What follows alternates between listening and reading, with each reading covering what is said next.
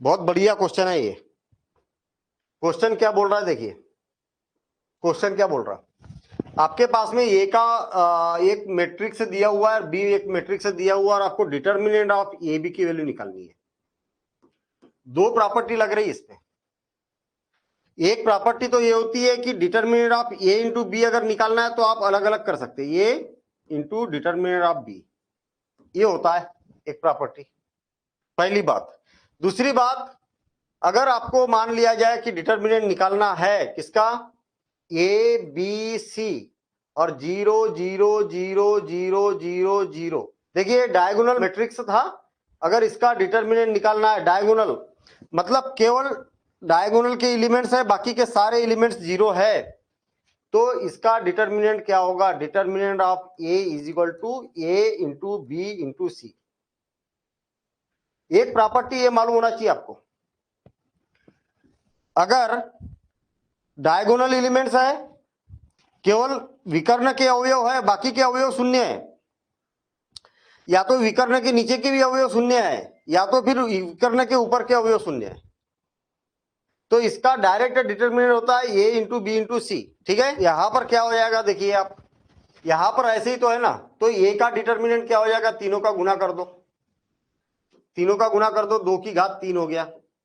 और बी का डिटर्मिनेंट क्या हो गया, तो तीनों का गुना कर दो तो 2 हो गया। तो कितना हो गया, 2 दूनी 4, 4 चौक 16, 16 करेक्ट आंसर क्या हो जाएगा इसका। समझ में आ गई बात। प्रॉपर्टी से अगर क्वेश्चन करते तो बिल्कुल स्मूथ होगा। पहली बात तो इसका आंसर चाहिए आपको, तो ये अलग अलग डिटर्मिनेंट निकाल सकते। अब सोचने वाली बात ये है कि भैया डिटर्मिनेंट की एक प्रॉपर्टी होती है कि डायगोनल के एलिमेंट्स के अलावा बाकी के अवयव अगर शून्य है तो इसका डिटर्मिनेंट डायरेक्ट इसका गुना होता है। अच्छा, अगर मान लिया जाए कि केवल नीचे के अवयव शून्य है, यहां पर 5 7 9, तो भी ऐसा ही होगा।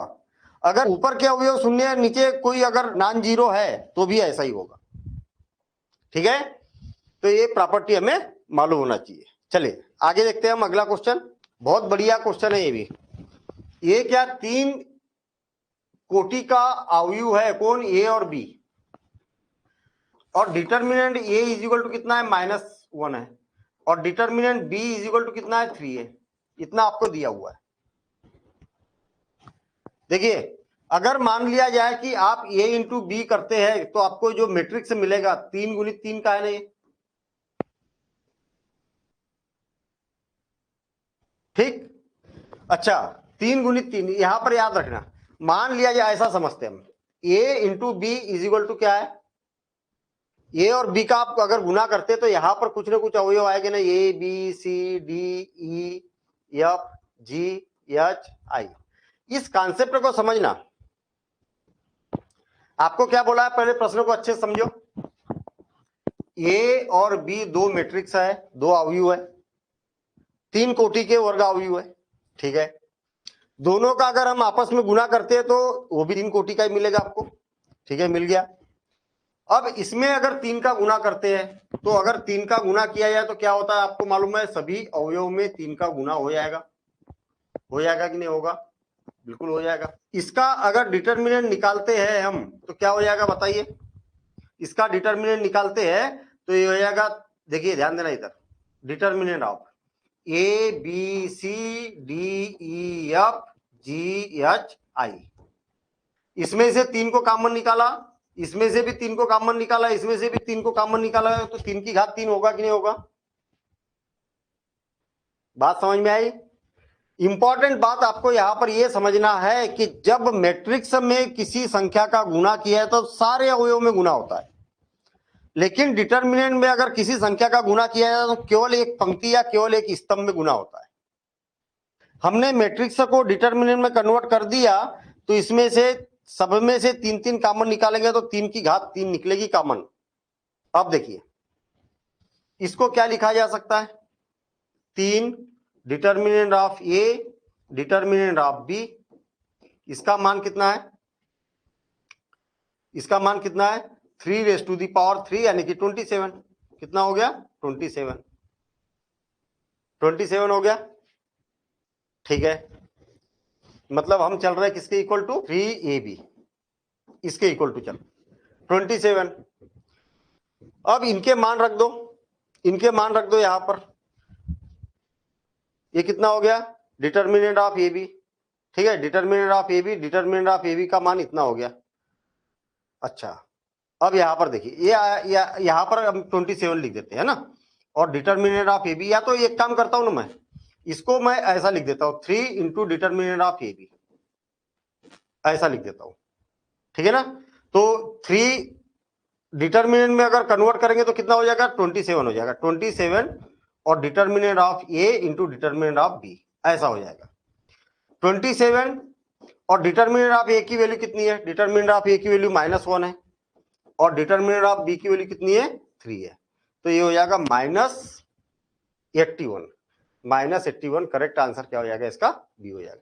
बड़ा सिंपल सा कॉन्सेप्ट है, आप ये याद रखिए कि अगर मैट्रिक्स में अगर 3 का गुना होता है, 3 कोटि का है, तो 3 की घात 3 बाहर निकल जाएगा बस, और determinant of A into determinant of B हो जाएगा, बस इतना याद रखिए। अब इसका भी मान रख दिया, इसका भी मान रख दिया, कैलकुलेशन किया तो इतना आ गया। आगे देखते हैं। देखिए हमारे पास में रेखिक समीकरण दिए हुए हैं यहां पर, ठीक है, रेखिक समीकरण दिए, देखिए क्या दिया है, x2 - x3 is equal to 1। दूसरा क्या दिया है, -x1 plus 2x3 is equal to -2, और x1 -2x2 और इज इक्वल टू क्या हो जाएगा, 3 हो जाएगा। अब आप मुझे एक बात बताइए कि इससे अगर मैं डिटर्मिनेंट बनाऊं तो क्या डिटर्मिनेंट बनेगा इधर वाले से, तो डिटर्मिनेंट ऑफ 0 1 -1, और इससे क्या बनेगा, -1 0 2, और इससे बनेगा 1 -2 और 0, ये बन गया। अगर आप मैट्रिक्स से ए की बात करेंगे तो इतना आ जाएगा, मैट्रिक्स से ए इज इक्वल टू कितना आ जाएगा, इतना आ जाएगा। बी इज इक्वल टू कितना आएगा, राइट हैंड साइड 1 -2 और 3, और एक्स इज इक्वल टू कितना आ जाएगा, x1 x2 x3। अगर आप इसका डिटर्मिनेंट निकालते, ध्यान देना इधर, तो determinant of A is equal to 0 हो जाएगा, होगा कि नहीं होगा, क्यों, क्योंकि देखिए डायगोनल के एलिमेंट्स 0 0 है, यहां 1 है तो यहां -1, -1 है तो 1, 2 है तो -2, मतलब स्क्यू सिमेट्रिक, विषम सममित है, इसलिए इसका मान कितना होगा, 0 होगा। और जब भी डिटर्मिनेंट का मान 0 होता है तो इसके कोई भी हल इसके नहीं होते, यानी कि करेक्ट आंसर क्या हो जाएगा, इसका 0 हल होगा, ठीक है ना, कोई हल नहीं होगा। ये नॉट इक्वल टू है ना, मतलब इन्वर्टिबल होगा नहीं, यानी कि व्युत्क्रमणीय नहीं होगा ये, है ना, जब व्युत्क्रमणीय नहीं होगा तो इसका कोई हल नहीं होगा। इसका हल क्या होगा, ये बात हमसे पूछी गई है, क्या होगा आपके पास, ये इज इक्वल टू कितना दिया है, एक्स इज इक्वल टू क्या है, एक्स वाई जेड, तो आपको मालूम होना चाहिए एक्स इज इक्वल टू क्या होता है, ये इनवर्स बी होता है, ये इनवर्स बी होता है। नंद किशोर, क्लास प्रॉपर चल रही है, स्मूथ चल रही है, हाँ सर, क्लास अच्छी चल रही है। समझ में आ रहा, हाँ सर। सर हाँ। पीछे जो मैट्रिक्स बना था अभी एक्स वाला, सर बैक कीजिए सर। हाँ इसमें सर ये शुरू में 0 कहाँ से आ गया? देखिए यहाँ पर 101 नहीं है ना, 0 101 धन है, देखिए यहाँ पर 101 नहीं है ना, तो 0 101, यहाँ x2 नहीं है तो 0 x2 प्लस 0 x3, ठीक है। अब इससे डिटर्मिनेंट बनाएंगे हम, मैट्रिक्स से बनाएंगे, तो देखिए ऐसा बनाया जाता कि नहीं, तो इससे बन गया ये मैट्रिक्स। अच्छा, इसका अगर डिटर्मिनेंट निकाला जाता तो एक टेक्निक ये होती है कि अगर डायगोनल के एलिमेंट्स 1 1 1 है और ये बराबर है लेकिन विपरीत चिन्ह है, ये और ये बराबर है, ये और ये बराबर है, विपरीत चिन्ह है, तो इसका मान डिटर्मिनेंट 0 होता है। और जब डिटर्मिनेंट 0 होता है तो इसका कोई हल नहीं होगा, यानी कि शून्य हल होगी, बस ऐसा। अब देखिए ये इनवर्स बी निकालना है तो पहले तो ये इनवर्स निकालना पड़ेगा, ये इनवर्स निकालने के लिए आपको इसका डिटर्मिनेंट निकालना पड़ेगा। डिटर्मिनेंट क्या होगा, determinant of A is equal to क्या होगा, इसको छोड़ेंगे तो ऋण 2 धन 6 कितना होगा 4, फिर ऋण 1 लेंगे हम, इसको लेंगे, इसको छोड़ दिया तो 1 + 2 तो कितना हो गया 3, फिर +1, इसको लेंगे, इसको छोड़ेंगे तो 3 धन 2 5, और कितना आ गया 5 और 4 9, 9 में से 3 को घटाया तो 6, ठीक है ना। इतना आ गया डिटर्मिनेंट ऑफ ए का मान। चलिए ठीक है, अब एडजॉइंट ऑफ ए निकालना हमें।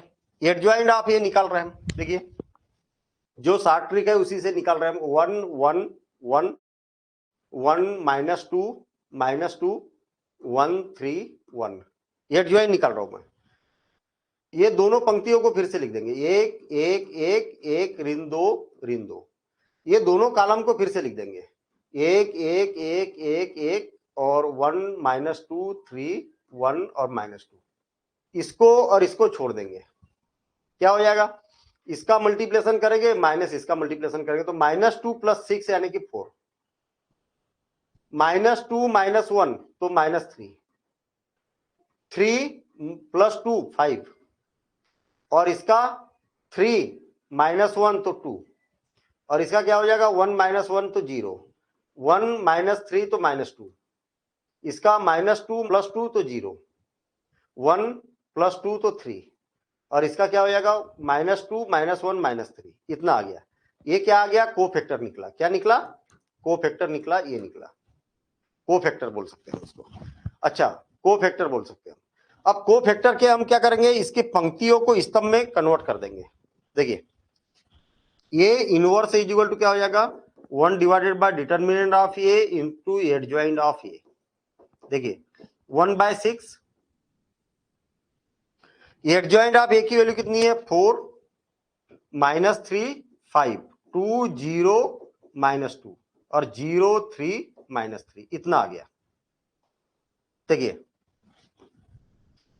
ये inverse into B is equal to क्या हो जाएगा, एक से इज इक्वल टू क्या होता है, एक से इज इक्वल टू क्या होता है, ये इनवर्स इंटू बी। ये इनवर्स की वैल्यू क्या आई 1/6। थोड़ा सा बड़ा क्वेश्चन है, 4 -3 5 और 2 0 -2, और ये क्या हो जाएगा 0 3 -3, और बी का मान कितना है, बी का मान दिया हुआ है हमें 0 3 और 4। इनका इसमें मल्टीप्लिकेशन करेंगे तो क्या हो गया 4 3 तिया 9 ऋण 9। देखिए 1/6 ट्रांसपोज नहीं किया ना, ये क्या हो जाएगा 4 -3 और 5 2 0 और -2, और ये क्या हो जाएगा 0 3 और -3। हाँ अब देखिए इसको इससे मल्टीप्लिकेशन करेंगे तो कितना हो गया 6, ये हो गया 6। हाँ ठीक है, ट्रांसपोज किया ही नहीं था मैंने, ये कोफैक्टर आया एडजॉइंट के लिए आपको क्या करना पड़ेगा ट्रांसपोज करना पड़ेगा। इसका इससे करेंगे तो कितना हो जाएगा 0 0 और 4 तिया 12, और इसका इससे मल्टीप्लिकेशन करेंगे तो क्या हो जाएगा 0 -6 और -12, कितना हो जाएगा -18। हाँ अब सही है, ये क्या हो जाएगा 1 2 और -3, ठीक है 1 2 और -3, करेक्ट आंसर ये वाला होगा। ये कोफैक्टर आया था, आपने एडजॉइंट निकालना चाहिए। एडजॉइंट के लिए आपको क्या करना चाहिए था, इसका ट्रांसपोज करना चाहिए था, ट्रांसपोज नहीं किया था मैंने, ठीक है। चलिए देखिए आपके पास में एक मैट्रिक्स है, क्वेश्चन बड़ा मजेदार है ये वाला, बी और एक मैट्रिक्स है बी, ठीक। ये n कोटि का n इंटू n, ये भी n इंटू n है। चलिए ठीक है, ये भी नॉट इक्वल टू 0 है और ये भी नॉट इक्वल टू 0 है, ठीक है। यदि दोनों का मल्टीप्लिकेशन करने के बाद अगर 0 आता है, ये प्रॉपर्टी को याद रखना है, प्रॉपर्टी है डायरेक्ट प्रॉपर्टी है ये। अगर दो मैट्रिक्स है जो कि नॉन जीरो है, अगर दोनों का मल्टीप्लिकेशन करने के बाद में अगर 0 आता है तो ये गारंटेड है कि या तो इसका डिटर्मिनेंट 0 होगा या तो फिर इसका डिटर्मिनेंट 0 होगा। इस प्रॉपर्टी को याद रखना है, ठीक है। करेक्ट आंसर क्या होगा इसका, या तो डिटर्मिनेंट ऑफ ए 0 होगा या तो फिर डिटर्मिनेंट ऑफ बी 0 होगा, एंड नहीं होगा, दोनों एक साथ नहीं होंगे, ठीक है।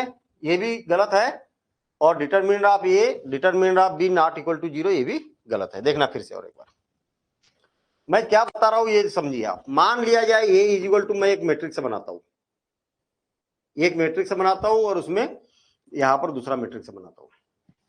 सपोज करें कि मैं यहां पर 3 0 2 5 लिख देता हूं, ऐसा मैंने एक मैट्रिक्स बनाया, मुझे अगला मैट्रिक्स ऐसा चाहिए कि इसका आंसर क्या आ जाना चाहिए, 0 0 आना चाहिए।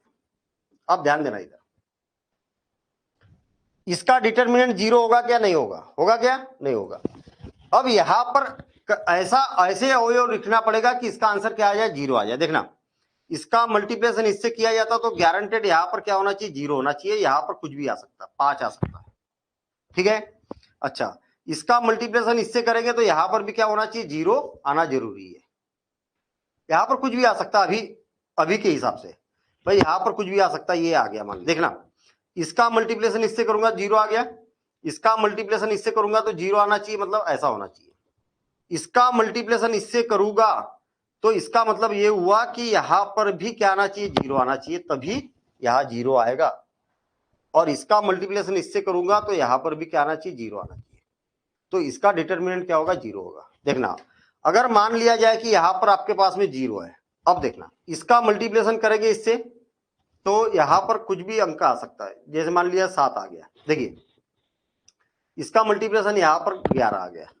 अब देखिए अभी भी दोनों का मल्टीप्लिकेशन 0 है। देखिए इसका मल्टीप्लिकेशन इससे किया तो 0, इसका इससे किया तो 0, इसका इससे किया तो 0, इसका इससे किया तो 0, ठीक है। अभी इस स्थिति में दोनों का मान 0 है, इसका भी मान 0 है, इसका भी मान 0 है। हम ऐसा कुछ लेते हैं कि दोनों का मान 0 ना आए। देखिए दोनों का मान 0 ना आए, यहां पर 5 ले लेता हूं मैं, यहां पर 0 ले लेता हूं। अब ऐसा कुछ रखना है हमें कि दोनों का मान क्या आ जाए, 0, मल्टीप्लिकेशन करने के बाद 0 आ जाए। देखिए इसका यहां पर 7 रख दिया मैंने, ठीक, ये यहां पर 0 रख दिया। देखिए इसका इससे मल्टीप्लिकेशन किया तो 0, इसका इससे मल्टीप्लिकेशन किया 0, इसका इससे मल्टीप्लिकेशन किया 0। अब ये डिटर्मिनेंट 0 हो गया, लेकिन ये डिटर्मिनेंट नॉट इक्वल टू 0 हुआ। आई बात समझ में, दोनों का मल्टीप्लिकेशन करेंगे तो 0 आएगा। कहने का मतलब ओवरऑल एक प्रॉपर्टी ये होती है कि भाई जब दोनों मैट्रिक्स का मल्टीप्लिकेशन करने के बाद में अगर इसका आंसर 0 आता है तो क्या होना चाहिए, या तो ये 0 होगा, डिटर्मिनेंट इसका 0 होगा, या तो इसका डिटर्मिनेंट 0 होना ही चाहिए। इस प्रकार से हम यहां पर बोल सकते हैं, ठीक है।